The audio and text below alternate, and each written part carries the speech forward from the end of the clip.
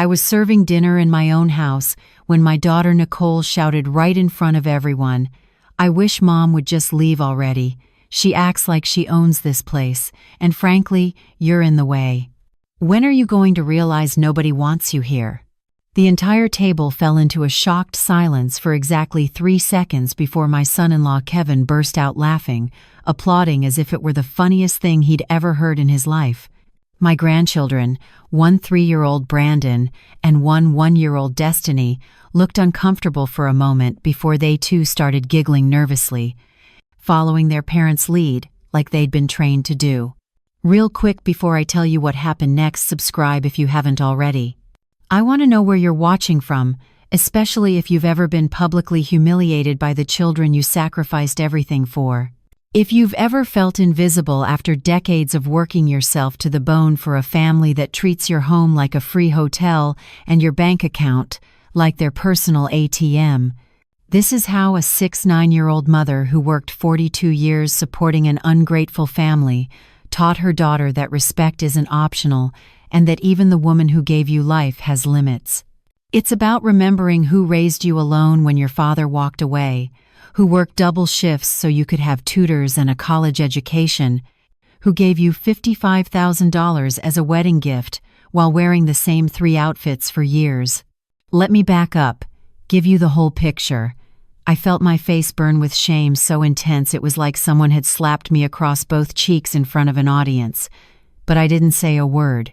I couldn't. My voice had disappeared somewhere deep in my throat, trapped by decades of always putting others first, always keeping the peace, always swallowing my own pain to avoid conflict. I just finished serving the pot roast I'd spent 3 hours preparing, my hands trembling so badly I nearly dropped the serving spoon, and sat down in silence at the end of the table. At 69 years old, after raising Nicole by myself from the time she was 2, after working myself to the bone for 42 years, I had become the target of public humiliation at my own dinner table in my own house that I'd paid for with my own sweat and sacrifice. After raising Nicole completely alone since she was 2 years old, after her father Raymond walked out that door with one suitcase and never looked back, after working double shifts as a seamstress during the day and cleaning office buildings at night in downtown Atlanta to afford her private tutors and a comfortable middle-class life, I was now being treated like an unwanted burden, like a piece of broken furniture that needed to be thrown away. They thought I didn't notice the looks of contempt they exchanged when they thought I wasn't paying attention, the eye rolls, the heavy sighs when I spoke, the whispers in corners when they believed I couldn't hear. "Mom is getting so annoying," Nicole would say to Kevin when they thought I was upstairs. "She complains about everything we do. She questions every purchase. She acts like this is still her house." Kevin always agreed with everything she said, nodding along like some kind of bobblehead doll, acting as if he were doing me some enormous favor by tolerating my presence in my own home, the home I'd invited them into 6 years ago when they claimed they had nowhere else to go and needed temporary help. That night, after everyone had gone to sleep in the bedrooms of my house, using the electricity I paid for, sleeping under the roof I'd worked 18 years to own free and clear, I stood alone in my kitchen washing the dishes they'd dirtied and quietly talking to God the way I'd done for decades when there was no one else to listen. Lord, what did I do to deserve this treatment from my own child? Did I sacrifice too much for her? Did I love too hard? Did I give too freely? Did I fail to teach her basic respect and gratitude? Tears fell into the soapy dishwater, mixing with the suds, but something inside me was shifting, changing, hardening into something I didn't quite recognize yet, but that felt like strength. I was no longer the woman who accepted disrespect in silence.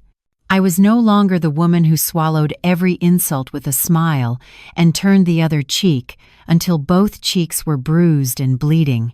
For years, they never questioned where the money came from for the mortgage payments on this house, for the water and electricity bills, for the groceries that filled the refrigerator every week, for their shopping trips to Lenox Square Mall every weekend where they'd spend hundreds of dollars on things they didn't need while I wore the same clothes I'd had for 5 years. They never wanted to know about my savings accounts, about my investment portfolio that I'd built penny by penny over 4 decades, about the rental properties I owned that generated passive income, about what I truly had accumulated through a lifetime of disciplined saving and smart financial planning. But what they didn't know, what they were about to discover very soon, was that everything in their comfortable, entitled little world was about to change dramatically and permanently. My name is Linda Harrison, but everyone who knows me calls me Miss Linda. I am 69 years old, and for decades I have been the invisible woman who holds this family together with money and labor they take completely for granted, treating my generosity like an obligation and my love like weakness.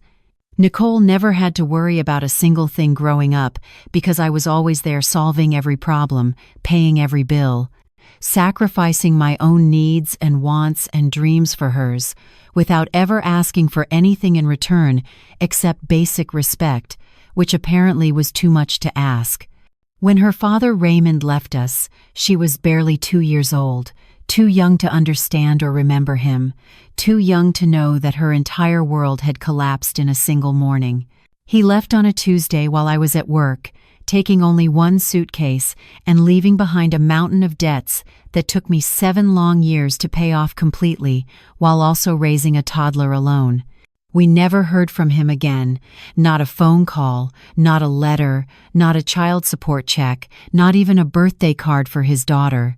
Nothing. It was like he'd vanished into thin air, leaving me alone with a baby and financial obligations I could barely comprehend, let alone afford. Nicole was too small to understand that her entire world had collapsed in a single morning, but I understood it perfectly.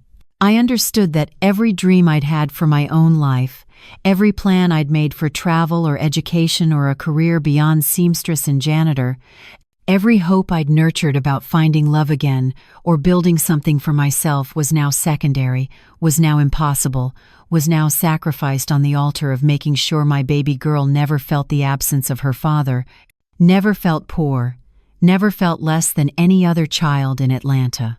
I worked as a seamstress during the day at a small shop in West End, my fingers flying over fabric for 8 hours straight, creating beautiful clothes for other people while wearing the same worn dresses myself, rotating between 3 outfits that I washed and ironed every weekend. At night, I cleaned office buildings downtown, starting at 10 p.m. and finishing at 6 a.m., scrubbing toilets and mopping floors and emptying trash cans in gleaming corporate towers where executives made more in a day than I made in a month. Then I'd go straight to my seamstress job without sleep, functioning on pure determination and strong coffee and the knowledge that every dollar I earned was one more dollar toward Nicole's future. I saved every dime I could squeeze out of those meager paychecks. Every single penny that wasn't absolutely necessary for immediate survival, for rent and basic food and Nicole's childcare, went into savings accounts that I opened at different banks around Atlanta. Later, when I learned more about money and investing, those savings went into mutual funds and bonds, and eventually into real estate when I was smart enough and brave enough to take that leap. My girl never went without anything important that I could possibly provide. When she struggled with reading in 3rd grade, I paid for a tutor even though it meant I ate rice and beans for 6 weeks straight to afford it. When computers became essential and she needed to learn technology, I paid for classes at a community center. When she wanted to take dance lessons because all her friends were taking them, I found a way to make it happen even though the cost made me physically sick. I paid for a private college education in business administration at Clark Atlanta University, one of the historically black colleges that I dreamed of attending myself but never had the chance. Every semester's tuition felt like handing over a kidney, but I did it gladly, proudly, because I wanted Nicole to have every opportunity I'd never had, every door open that had been closed to me. When she married Kevin 9 years ago in a beautiful ceremony at a historic church in downtown Atlanta with 150 guests and a reception at a fancy venue, I gave them $55,000 as a wedding gift. $55,000 that represented years of saving, years of sacrifice, years of living on almost nothing, so I could give my daughter a proper start to her marriage. It was nearly a third of everything I had at that time, but I gave it without hesitation, without asking for repayment, without even asking for a thank you beyond the perfunctory one Nicole offered while already planning how to spend it. When Brandon was born 13 years ago, they moved into my house supposedly temporarily because Nicole said she needed help with the baby and they couldn't afford their own place on Kevin's accountant's salary alone. Just for a year, Mama, Nicole had promised, standing in my living room with newborn Brandon in her arms, just until we save up enough for a down payment on our own place and I recover from the delivery. You understand, right? I understood that my daughter needed me.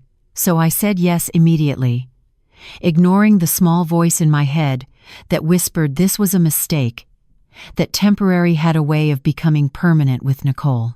I cared for Brandon for the first 3 years of his life, while Nicole claimed she was too exhausted from childbirth to handle nighttime feedings, too overwhelmed by motherhood to change diapers consistently, too stressed to deal with a crying baby.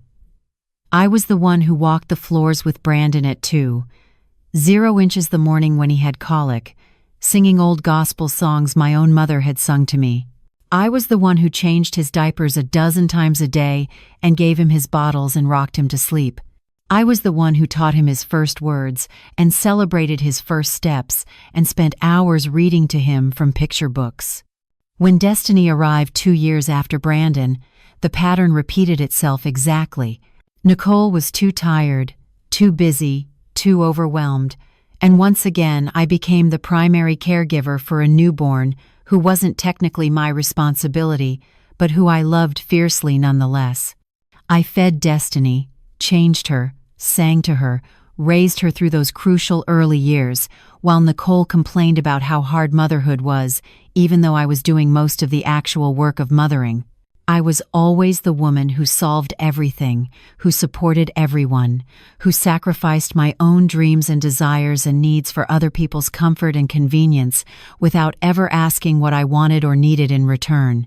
During the last 6 years since they'd moved in, supposedly temporarily but increasingly, obviously permanently, I had transformed from mother and grandmother into unpaid housekeeper, cook, babysitter, and ATM machine in my own house. I woke up at 5 every single morning, 7 days a week, including weekends and holidays, to prepare breakfast for 4 people who rarely said thank you. I laid out the children's school clothes so Nicole wouldn't have to think about it. I packed lunches with food I'd bought with my own money. I started dinner in the slow cooker before anyone else was even awake, so it would be ready when everyone came home hungry and demanding. Nicole worked a part-time retail position at Macy's in Lenox Square, barely 25 hours a week, earning minimum wage plus a small commission on sales. But she lived and spent money as if she had a 6-figure income and unlimited resources. Designer purses that cost $800, more than I spent on groceries in 6 weeks. Premium cable packages with every movie channel and sports package available, over $200 a month. The latest iPhone models for herself and both children every single time a new version came out, financed at $40 per line per month. Expensive name-brand sneakers for Brandon that cost $200 a pair and that he'd outgrow in 4 months. Kevin had been unemployed for the last 9 months since he was laid off from the mid-sized accounting firm where he'd worked for 7 years. But instead of taking any job to contribute something, anything to the household expenses, he spent his days evaluating better offers, which apparently meant sitting on my couch in his pajamas until noon watching YouTube videos and scrolling through social media, then claiming he was too experienced and too educated to accept entry-level positions or anything that didn't match his inflated sense of his own worth. They spent money they absolutely did not have on restaurants 3 or 4 times a week because Nicole was too tired from her 25-hour work week to cook, even though I'd already prepared a perfectly good dinner that sat untouched in the refrigerator. They spent money on trips to the movies, to Dave and Buster's, to Six Flags, to the Georgia Aquarium, to every entertainment venue around Atlanta every single weekend while I stayed home, washing their laundry, ironing their clothes, cleaning up after them like an unpaid servant. And who paid for all of this lifestyle they couldn't afford? I did. Who covered the mortgage payments on my own house where they lived rent-free? I did. Who paid the water bill that skyrocketed because they took 30-minute showers and left faucets running? I did. Who paid the electricity bill that tripled because they left every light in the house on and kept the thermostat at 68 degrees year-round? I did. Who paid the gas bill, the trash collection, the HOA fees, the property insurance, the property taxes? I did with my retirement checks from Social Security and my pension from 42 years of work and the rental income from my 2 properties and the returns from the investment accounts I'd built over 4 decades of discipline and sacrifice. Yet somehow, despite the fact that I paid for literally everything and did literally all the housework, they saw me as a burden, as something inconvenient, as an obstacle that needed to be removed so they could live even more comfortably in my house without my annoying presence questioning their spending or expecting basic respect. Last week, I'd overheard Kevin talking on the phone with his sister while I was in the hallway outside the spare bedroom folding laundry. He didn't know I was there, didn't bother to lower his voice, didn't care if I heard, because he'd stopped seeing me as a person with feelings long ago. "Linda is becoming absolutely unbearable," he'd said, his voice dripping with contempt and entitlement. "She keeps questioning our spending, asking why we need this or that, complaining about the bills going up. She acts like it's still her house, even though we've been here for 6 years. Nicole and I are seriously thinking about convincing her to move into one of those retirement communities, those assisted living places where old people go. It would honestly be better for everyone, especially for us." My blood had boiled when I heard those words, but it wasn't the hot anger of impulse. It was a cold, calculated fury that came from finally seeing the truth with absolute clarity. It wasn't sadness I felt listening to my son-in-law plot to exile me from my own home. It wasn't hurt or disappointment or even surprise, because deep down I'd known for months, maybe years, that this was how they truly saw me. What I felt was pure indignation, a righteous rage that had been building with every humiliation I'd endured, every disrespectful comment I'd ignored, every sacrifice I'd made that had been taken for granted. But there are things they don't know about me, things they're about to discover very soon, things that will completely upend their comfortable parasitic existence. Throughout all these years, while they lived their entitled lives at my complete expense, treating my generosity like an obligation and my home like a free hotel, I was being very smart with my money in ways they never bothered to learn about because they were too busy spending it. I worked for 42 years straight without ever taking extended vacations or sick days I didn't absolutely need. First, as a seamstress in that small shop in West End where I started at minimum wage and worked my way up to head seamstress. Then I got a better job at a large textile factory in South Atlanta, where I started on the production floor and eventually rose through the ranks to become a floor supervisor, managing 30 workers and earning a salary that would shock most people. I never spent money on luxuries for myself, never bought expensive clothes beyond what I needed for work, never purchased jewelry or handbags or shoes beyond basic necessities. Never ate at restaurants or took vacations or drove new cars. I drove the same 1,998 Honda Accord for 18 years until the transmission finally gave out completely. And even then, I bought a used 2010 Toyota Camry with 75,000 miles on it instead of financing something new and expensive. Every bonus check from the factory, every tax refund from the IRS, every bit of overtime pay, every extra dollar I could squeeze out of my budget went straight into savings accounts first, then later into investment accounts when I educated myself enough about money to take that step. I bought this house in Southwest Atlanta when I was 28 years old, a modest 3-bedroom brick ranch that needed cosmetic work but had excellent bones, and was in a neighborhood I knew would appreciate in value as Atlanta grew and developed. The house cost $45,000 in 1982, which felt like an impossible amount of money at the time. I paid off that mortgage completely in 18 years, instead of the standard 30, by making extra payments whenever I could, sometimes eating nothing but rice and beans and oatmeal for weeks at a time, so I could put an extra $200 or $300 toward the principal. By the time I was 46 years old, I owned my home completely free and clear with no mortgage, no liens, no debt of any kind. That deed with my name on it and no bank's name represented more pride and accomplishment than anything else I'd ever achieved in my life. But I didn't stop there because I understood something fundamental that Nicole had never learned. Financial security doesn't come from spending everything you earn. It comes from saving more than you spend and making your money work for you instead of working for money your entire life. I have 3 separate savings accounts at 3 different banks around Atlanta, a strategy I learned from a financial literacy class offered free at my church when I was in my 30s. I have investment accounts with mutual funds and bonds that have been growing steadily and compounding for over 30 years, weathering recessions and market crashes, and always coming back stronger. I own 2 small rental properties on the west side of Atlanta that I bought when the real estate market crashed in 2010 and prices were at rock bottom, properties that now generate $2,800 in passive rental income every single month, like clockwork. My net worth, if they ever bothered to ask or investigate, is substantial.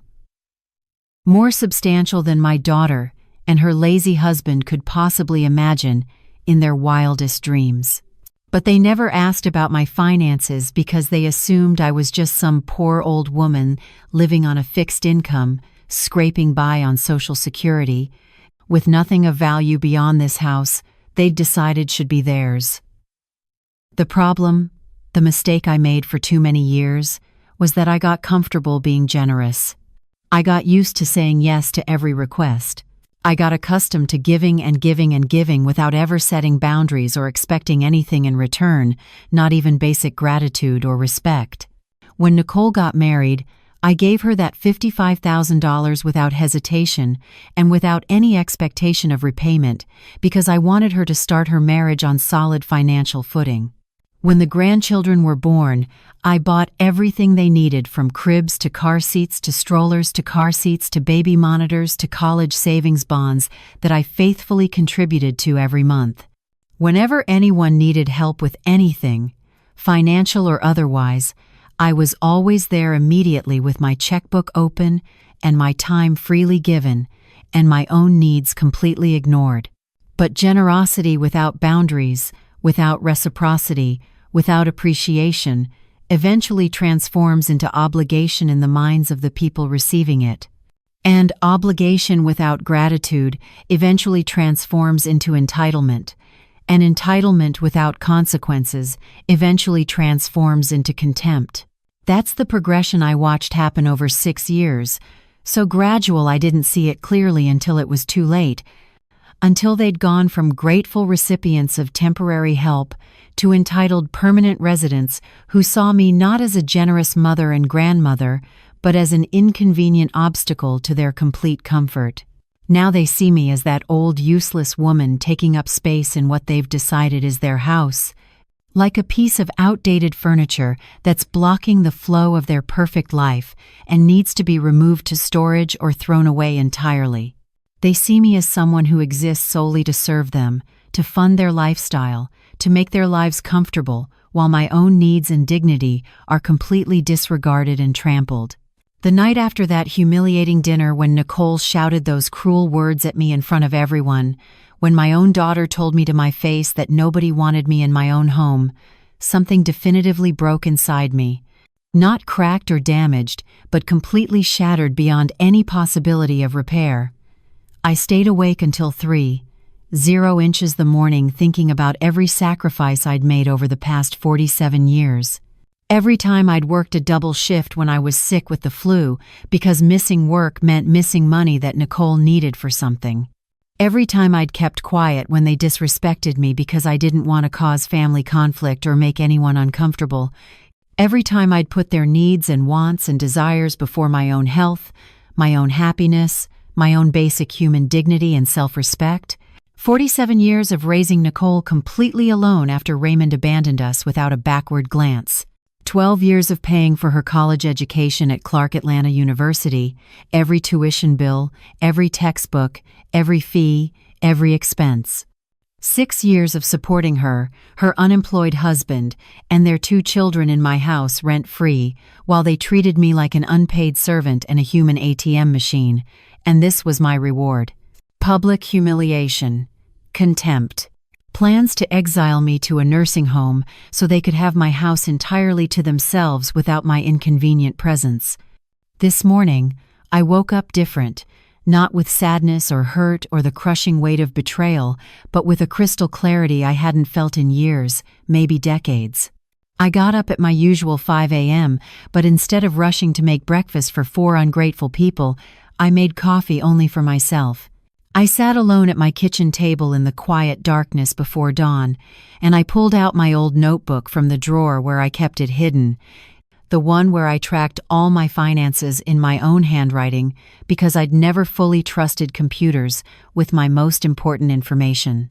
I tallied up my 3 savings accounts using the most recent bank statements, adding the numbers carefully with a pencil. I calculated the current value of my investment accounts based on the quarterly statements I received, accounts that Nicole didn't even know existed. I estimated the current market value of this house in Southwest Atlanta based on recent sales in the neighborhood, knowing the area had appreciated significantly over the 41 years I'd owned the property. I added the current value of my 2 rental properties based on the recent property tax assessments. I added up everything I truly had, everything I'd built through 4 decades of hard work and discipline and sacrifice and smart financial decisions, and the final number made me smile for the first time in months. A genuine smile that came from deep in my soul, from a place of power I'd forgotten I had. They have absolutely no idea what I really have. They think I'm just some poor old woman barely scraping by on Social Security checks, living month to month with nothing to my name except this house. They have no idea about the rental properties generating $2,800 monthly. They have no idea about investment accounts worth over $400,000. They have no idea this house they're living in rent-free is worth at least $350,000 in today's Atlanta real estate market, owned free and clear with my name alone on the deed. And they have absolutely no idea what I'm about to do with all of it, how I'm about to change their lives forever in ways they'll never see coming until it's too late to stop me. Nicole left for her part-time shift at Macy's around 9 a.m. as usual, complaining loudly about how exhausted she was, even though she'd slept until 8:30 and had only a 5-hour shift ahead of her. Kevin stayed home in his pajamas doing his usual morning routine of absolutely nothing productive, sitting at the computer in the spare bedroom pretending to search for jobs, but really just watching sports highlights and reading celebrity gossip. Brandon and Destiny went to school, and I stayed there in my kitchen with my notebook and my clarity, planning my freedom step by methodical step because that's exactly what I was going to do. I was going to free myself from this family that saw me as a burden, instead of recognizing me as the blessing I'd been their entire lives. I was going to free myself from this suffocating existence where I was neither respected, nor valued, nor appreciated. I was going to stop being the woman who gives everything and receives nothing but contempt and public humiliation in return. I picked up my phone and called the bank, asking to be connected to my account executive, Mr. Ryan, who had handled my accounts for over 12 years and knew my financial situation better than anyone. I told him I needed to schedule an appointment to review all my investments because I was considering making some major changes to my financial strategy and possibly liquidating some assets. He sounded surprised because I'd always been so conservative with my money, so careful and strategic, but he gave me an appointment for the following Monday afternoon at 2.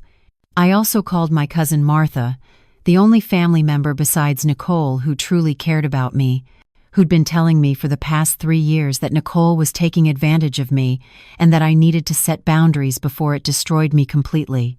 I told her everything that had happened at dinner 2 nights ago, every cruel word Nicole had shouted, everything I'd overheard Kevin saying about putting me in a retirement home.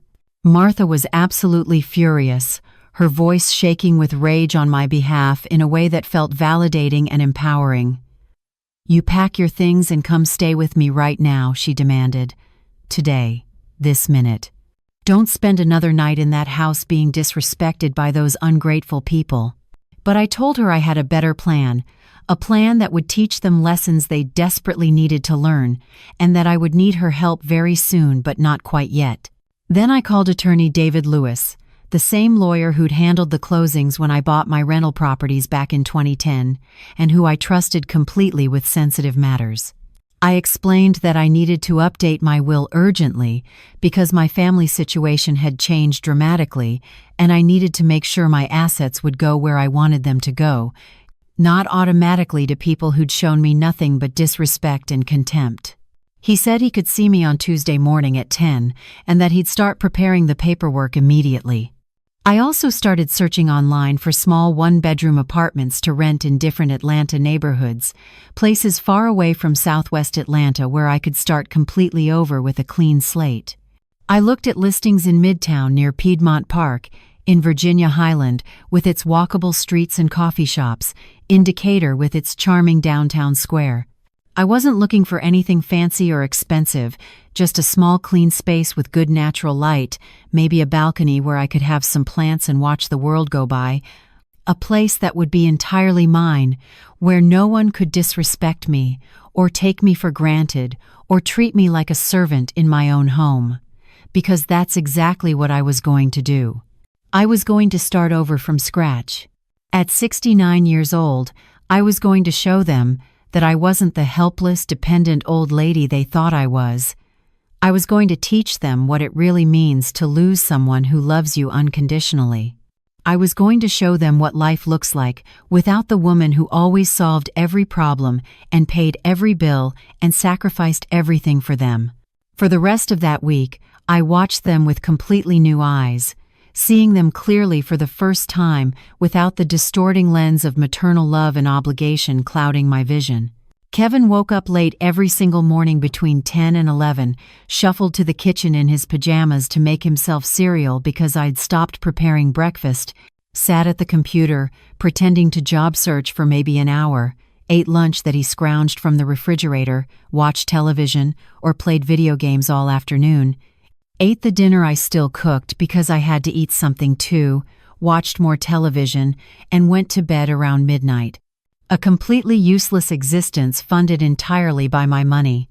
Nicole came home from her part-time job every evening around 6 p.m., immediately complaining if dinner wasn't ready and hot on the table, waiting for her, as if she'd just worked a 12-hour shift in a coal mine, instead of standing behind a Macy's counter for 5 hours in air. Conditioning. She'd complain about her coworkers who were lazy, her manager who was incompetent, her customers who were rude and demanding, as if her part-time retail job was the hardest work anyone had ever done in the history of employment. Then she'd criticize the children for trivial things, their backpacks left in the hallway, their homework not started immediately, their rooms not spotlessly clean, as if she were some kind of perfectionist mother instead of someone who'd barely raised her own children. After criticizing everyone and complaining about everything, she'd take a long, luxurious shower, using all the hot water, watch her reality TV shows for 2 or 3 hours, scroll through social media on the iPhone I'd helped pay for, and go to bed without once asking me how my day had been, if I needed anything, if I was okay, if there was any way she could help me or show appreciation for the decades of sacrifice I'd made for her. The children followed the same routine every single day like robots programmed by their parents' terrible example. They arrived home from school, threw their backpacks wherever they landed without caring who would pick them up, raided the refrigerator for expensive snacks I'd bought without asking permission or saying thank you, ate whatever dinner I served while staring at their phones, instead of having any kind of family conversation, did their homework only if their mother yelled at them enough times, played video games or watched YouTube videos for hours, and went to bed.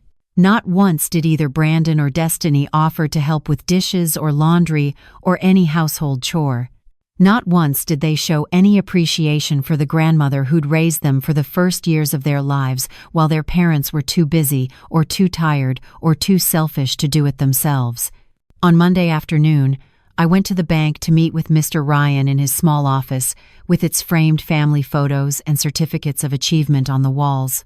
I wore my best navy blue dress, the one I'd bought for Nicole's wedding and had only worn 3 other times in 9 years, wanting to look professional and serious because this was serious business.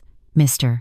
Ryan greeted me warmly, offering me coffee, which I accepted, and we spent the next hour and a half going through every account in meticulous detail. My 3 savings accounts totaling $87,000. My investment accounts with mutual funds and bonds currently worth $423,000 after decades of steady growth and compounding interest. The equity in my rental properties, which were now worth approximately $280,000 combined and generated $2,800 monthly in passive income. He confirmed that I could access most of this money within 3 to 5 business days if I needed to, though he strongly advised against liquidating the investment accounts unless absolutely necessary because they were performing well and providing excellent returns. "Are you planning a major purchase, Miss Linda?" he asked with professional curiosity and genuine concern. "Or is there some kind of emergency I should know about?" "Something like that," I replied with a small smile. "I'm planning to invest in myself for the first time in my entire life. I'm planning to buy my own freedom and peace of mind." On Tuesday morning, I met with attorney David Lewis in his downtown office in a building with marble floors and oil paintings in the lobby that spoke of success and respectability. He was a distinguished-looking black man in his early 60s who'd been practicing law for over 35 years and had a reputation for discretion and excellence.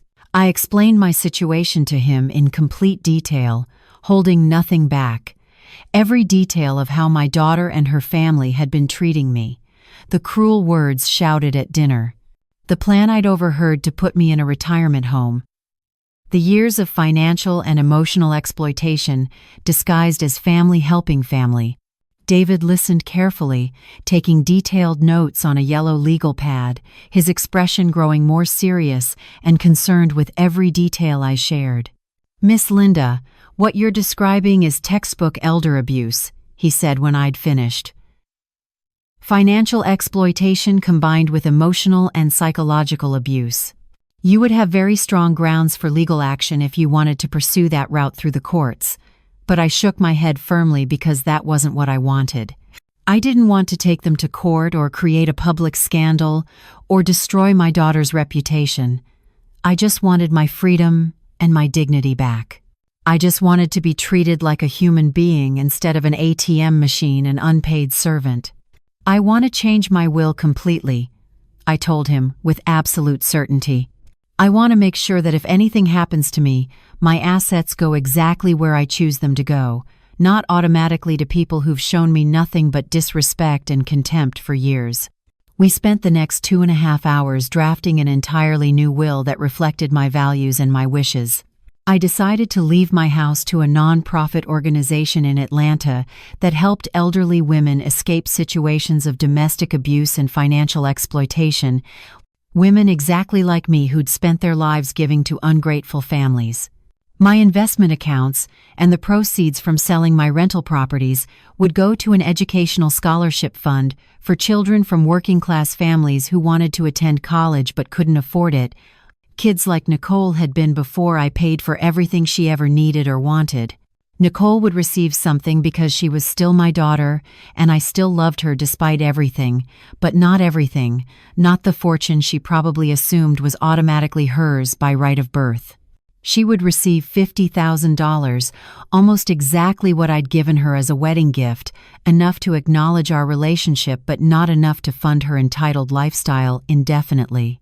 My grandchildren Brandon and Destiny would receive their inheritance when they turned 26 years old, an age when they'd hopefully be mature enough to value what they received and understand the decades of work and sacrifice it represented. This decision wasn't made purely out of revenge, though I'd be lying if I said there wasn't some grim satisfaction in knowing they wouldn't get everything they expected. It was made out of principle, out of a hard lesson I'd learned far too late in life. Throughout my 69 years, I'd given without limits, without boundaries, without conditions, without ever asking for appreciation or reciprocity or even basic respect in return. And that excessive, unconditional generosity had created dependent, entitled people who didn't know how to value what they received, who saw my sacrifices as obligations rather than extraordinary gifts, who mistook my love for weakness they could exploit indefinitely. My final act of generosity, my last lesson to my family, would be to teach them that everything must be earned, that nothing in life should ever be taken for granted, and that respect and appreciation aren't optional extras, but absolute prerequisites for receiving the fruits of someone else's lifetime of hard work and sacrifice. On Wednesday afternoon, I found the perfect apartment, and it felt like destiny or divine intervention. It was a small one-bedroom on the 8th floor of a building in Midtown Atlanta, just 3 blocks from Piedmont Park, with its walking trails and green spaces. The apartment had beautiful hardwood floors that gleamed in the afternoon sunlight, large windows that overlooked the tree-lined street below, a compact but modern kitchen with stainless steel appliances, and a balcony just big enough for a small bistro table and some potted plants where I could sit with my morning coffee and watch the world go by. The rent was $1,400 per month, easily affordable with just my rental property income of $2,800 monthly, leaving me $1,400 for all other expenses plus my Social Security and pension checks for anything beyond that. It was available for immediate move-in, and the building had amenities I'd never had access to before: a fitness center, a community room, 24-hour security, and a rooftop terrace with views of the Atlanta skyline. I signed the lease that same afternoon, wrote a check for first month's rent and security deposit totaling $2,800, and felt a profound sense of liberation wash over me like warm water, like I was washing away 47 years of being taken for granted. This apartment would be mine and mine alone. No one would disrespect me there. No one would take me for granted or treat me like a servant or shout cruel words at me in front of others. No one would live off my generosity while showing me contempt. I scheduled the move for the following Saturday, just 9 days away, and contacted a moving company to pack and transport all my personal belongings, my bedroom furniture, my clothes, my photographs, my books, everything that was truly mine and not just household items that belonged to the house itself. I also made phone calls to all the utility companies, calmly and methodically transferring the accounts for my Southwest Atlanta house entirely into Nicole's name effective the first day of next month. The electricity bill that averaged $350 monthly because they kept the air conditioning at 68 degrees year-round. The water bill that had tripled to $180 monthly since they moved in because of their long showers and constant laundry. The gas bill for heating and the stove. The internet and cable that cost $240 monthly for premium everything. If they wanted to continue living in my house, they could start paying for the privilege of using these services they'd taken for granted for 6 years. On Thursday, I visited both my rental properties to check on the condition of the units and collect rent from my tenants, 2 reliable families who always paid on time and maintained the properties beautifully. I didn't tell them anything about my plans to move or what was happening with my family, just collected the rent checks, chatted briefly about neighborhood happenings and minor maintenance issues that needed attention, and left feeling grateful that at least some people in my life were responsible and appreciative. That $2,800 $800 per month would more than cover my new rent and leave me plenty for groceries, utilities in the apartment, and whatever else I needed to live comfortably and independently. Friday evening, I cooked one final elaborate dinner for the family, pouring into it all the love I'd always had for them even though they'd never appreciated it properly. Fried chicken with my special buttermilk coating that took hours to prepare properly. Macaroni and cheese made from scratch with 3 kinds of cheese, the way Nicole had always loved it since she was a little girl. Collard greens cooked low and slow with smoked turkey. Cornbread with real butter melted on top. Sweet potato pie with whipped cream for dessert, made from my grandmother's recipe that had been passed down through 3 generations. I set the table carefully using the good china I rarely brought out, the set I'd bought on sale 20 years ago and saved for special occasions that never seemed to come. I called everyone to dinner and watched as they came to the table without even bothering to wash their hands first, sitting down like entitled customers at a restaurant waiting impatiently to be served by the help.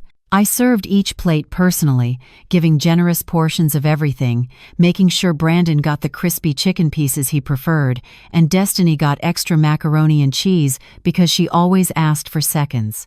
Then I sat down at my usual spot at the end of the table, folded my hands in front of me, took a deep breath, and spoke the words I'd been rehearsing in my head for days.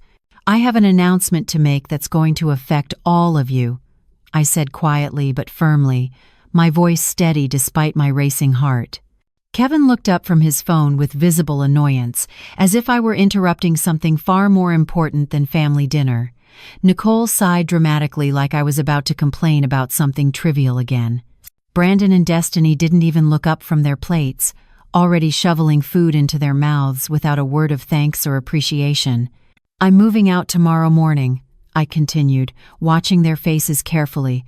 "I found an apartment in Midtown Atlanta, and I'll be leaving first thing at 8 a.m.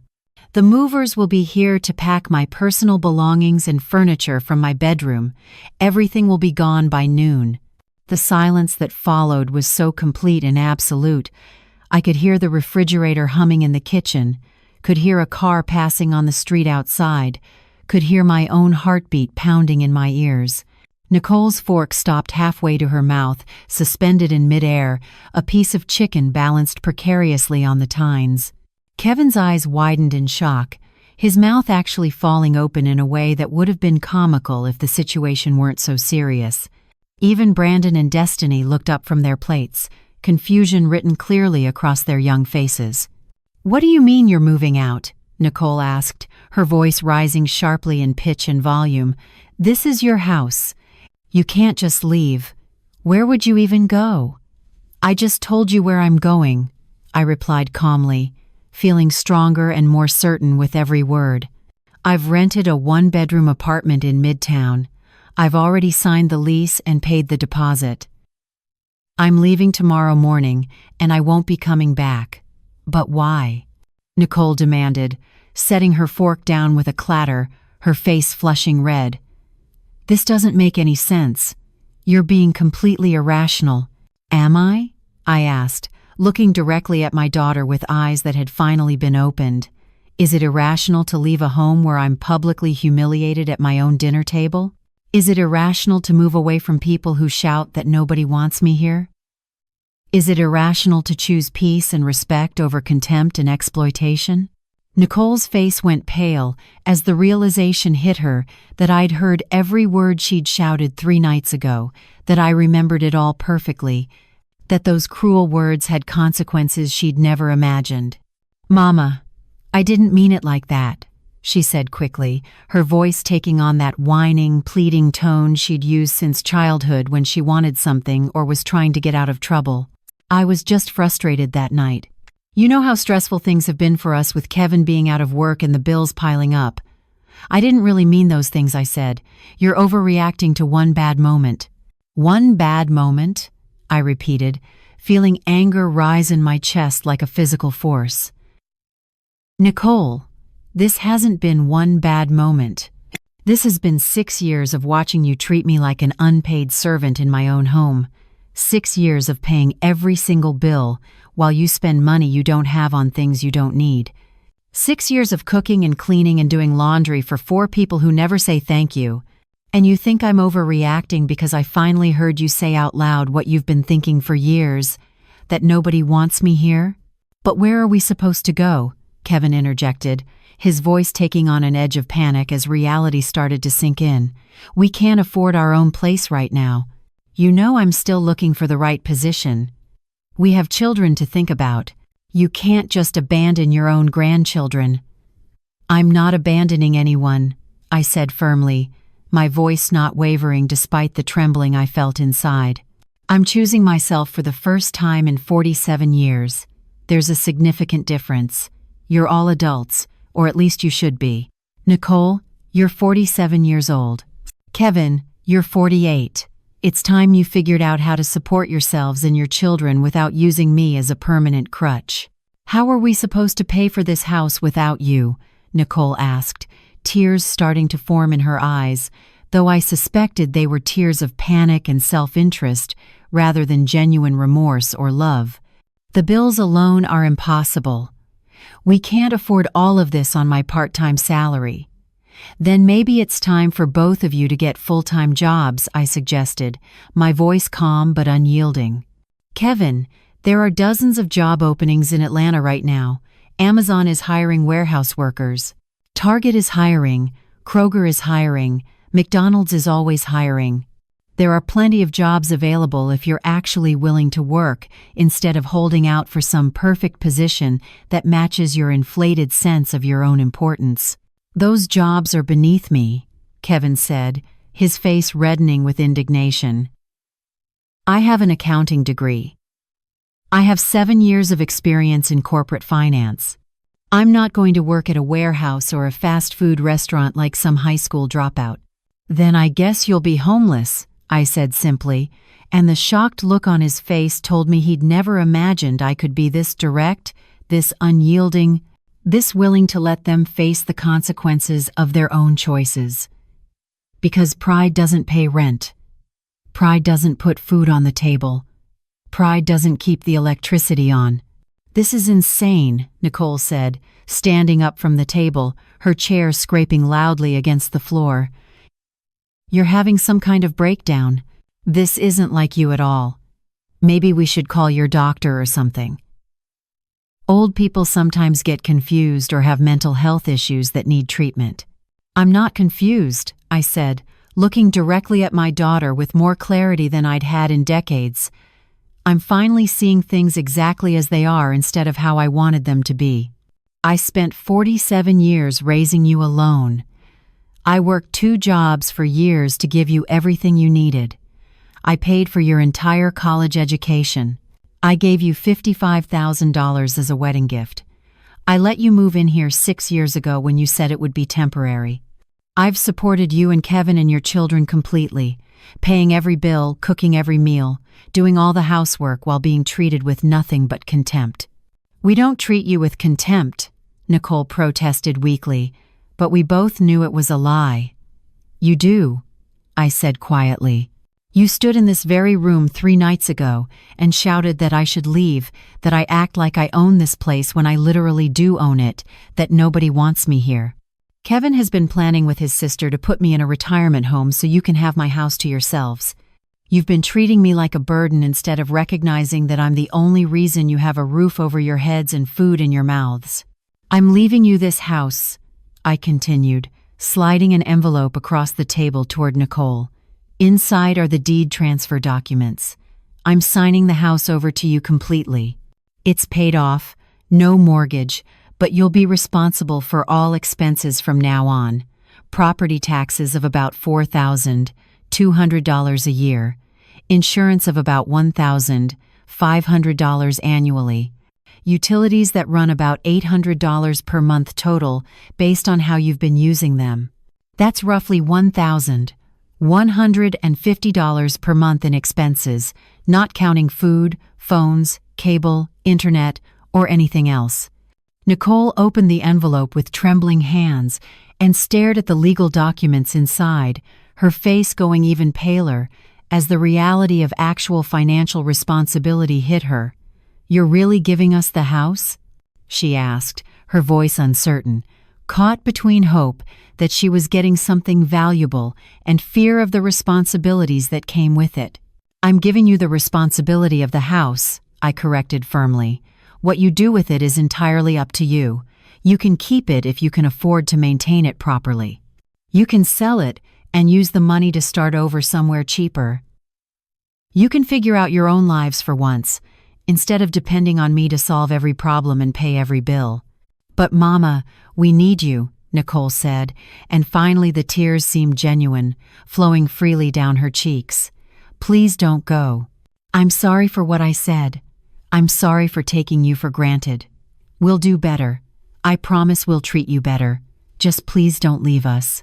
"I'm sorry too," I said, standing up from the table, feeling stronger and more certain than I'd felt in years. "I'm sorry I enabled you for so long. I'm sorry I didn't teach you about real responsibility and consequences when you were younger. I'm sorry I made life so easy for you that you never learned to value what you had or appreciate the sacrifices I made. But I'm done apologizing for finally choosing myself after a lifetime of choosing everyone else." Brandon spoke up for the first time, his 3-year-old voice cracking with emotion. "But Grandma, who's going to take care of us? Who's going to cook dinner and help with homework and make sure we have clean clothes for school?"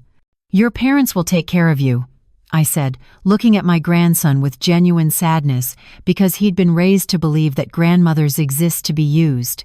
"That's their job, not mine. I took care of you for the first 3 years of your life, Brandon, while your parents figured themselves out. I did the same for Destiny. But you're 13 now, old enough to help take care of yourself, old enough to do your own laundry and help with dinner and take some responsibility for your own life." "This is so selfish," Nicole said, her sadness turning back to anger as the manipulation wasn't working. "After everything we've done for you, this is how you repay us? Everything you've done for me?" I repeated, and I actually laughed, a short, bitter sound that held 47 years of unacknowledged sacrifice. "Nicole, I want you to tell me one thing, just one single thing you've done for me in the past 6 years. Have you paid rent? No. Have you bought groceries? No. Have you paid a utility bill? No. Have you cooked dinner or cleaned the house or done laundry without being asked repeatedly? No. So please, enlighten me about everything you've done for me because I genuinely cannot think of a single example." She had no answer, because there was no answer, no honest response she could give. That night was the longest of my entire life. Nicole cried and pleaded and tried every manipulation tactic she'd learned and perfected over 47 years of being my daughter. Kevin alternated between angry outbursts about how unfair I was being and desperate attempts at bargaining, promising they'd change, they'd get jobs, they'd treat me better if I'd just stay. The children were confused and upset, following me around the house asking questions I couldn't fully answer in ways they'd understand, asking me over and over why I didn't love them anymore, why I was leaving them, what they'd done wrong. "I do love you," I told Brandon and Destiny honestly, pulling them both close for a hug even as they resisted, their bodies stiff with confusion and hurt. "I love you more than you can possibly understand right now. But I love you enough to stop enabling your parents' terrible behavior. I love you enough to teach you that people who love you need to treat you with respect and appreciation. And I love myself enough, finally, after 69 years, to put my own well-being and dignity first for once in my life." I slept very little that night, maybe 2 hours total, lying in my bed for the last time listening to Nicole and Kevin arguing in their room about money and jobs and how they were going to manage without me. Part of me felt that old familiar guilt rising up, that voice that had controlled me for so many years telling me I was being selfish, telling me families are supposed to stick together no matter what, telling me I should give them another chance. But a larger, stronger part of me felt genuinely free, for the first time since Nicole had moved back in 6 years ago, maybe free for the first time in my entire adult life. Saturday morning arrived with brilliant Atlanta sunshine streaming through my bedroom window one final time. The movers showed up at exactly 8 a.m. as scheduled, 3 professional men who were efficient and respectful. They packed my bedroom furniture carefully, wrapping everything in protective blankets. They boxed up my clothes, my personal items, my photographs that chronicled my entire life, my books, my small collection of items that had actual meaning to me, everything that belonged to me and only me and represented who I was as a person beyond just mother and grandmother and unpaid servant. Nicole watched from the doorway of her bedroom, still in her pajamas, her face swollen and puffy from crying all night. Kevin stood in the living room with his arms crossed over his chest, glaring at everyone but not saying a word, because what could he possibly say at this point?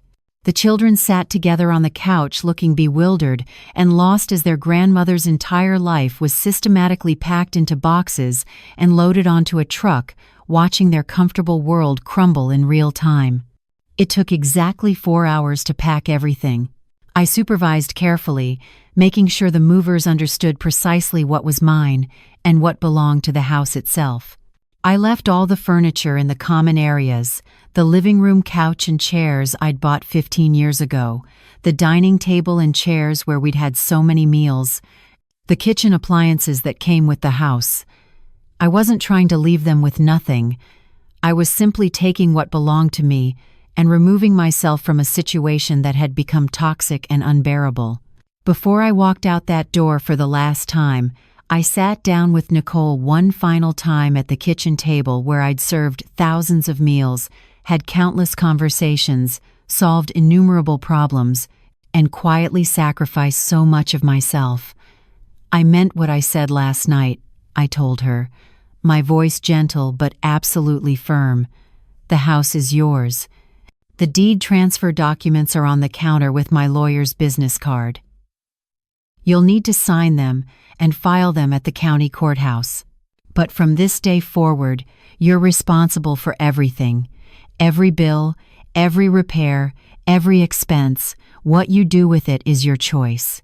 Mama, please, Nicole said one more time, reaching across the table to grab my hand, her grip desperate. Please don't do this. I'm sorry. We're all sorry. We'll change. I swear we'll treat you better. Just give us one more chance. I gave you 6 years of chances, I said quietly, gently removing my hand from hers.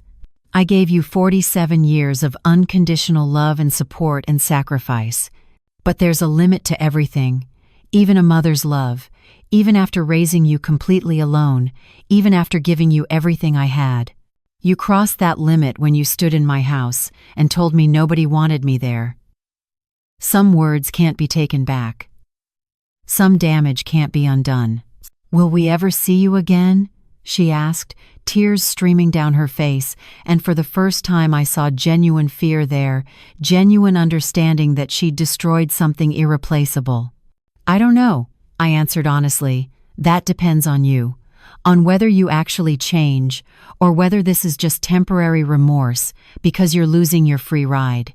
On whether you get jobs and take responsibility and learn to value people instead of just using them. Time will tell who you really are when you don't have me to fall back on. I walked out of that house at 12:45 p.m. on Saturday afternoon, following the moving truck to my new apartment in Midtown, carrying only my purse and a small bag with essentials I'd need for the first day. I didn't look back at the house I'd lived in for 41 years, the house where I'd raised my daughter alone, the house that held so many memories both beautiful and painful. I looked forward instead, toward the tree-lined streets of Midtown, toward Piedmont Park Green in the distance, toward the new life I was choosing for myself at 69 years old when most people thought life was essentially over. I found my voice in the silence I chose. I found my worth in the boundaries I set. I found my peace in the life I built for myself, when everyone thought I was too old to start over. They were wrong. My life didn't end when I walked out that door. My life finally began. That is Linda Harrison's story. Now I want to hear from you.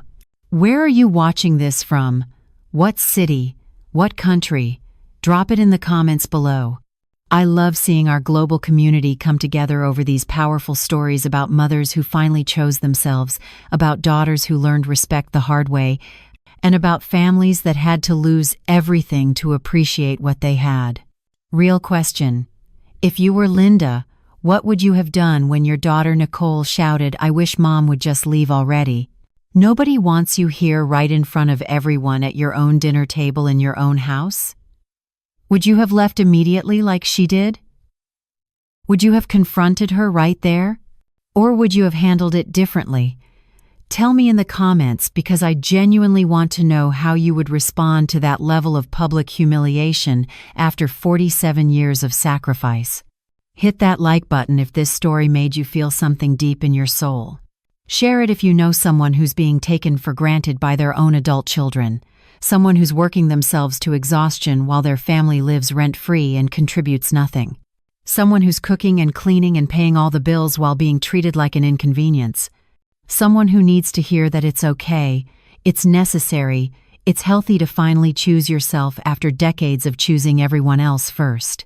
And subscribe for more raw, real stories about mothers who refuse to be doormats in their own homes, adult children who learn that generosity has limits, families who mistake unconditional love for unlimited exploitation, and what happens when the woman who held everything together finally lets go and walks away. This story is about more than just 1, 6, 9-year-old mother moving to a new apartment. It's about recognizing when help becomes enabling.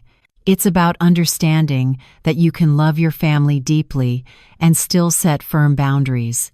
It's about knowing that sacrifice without appreciation eventually becomes abuse, and that even the most generous heart has limits that must be respected, or there will be consequences. Thanks for watching. Remember, being a mother doesn't mean you have to accept disrespect and exploitation from your own children. Your value doesn't decrease with age. Your needs don't become less important just because you're older. Raising your children and supporting them for years doesn't give them the right to treat you like garbage in your own home. And choosing yourself after a lifetime of sacrifice isn't selfish. It's survival. It's dignity. It's self-respect. It's long overdue. See you in the next video.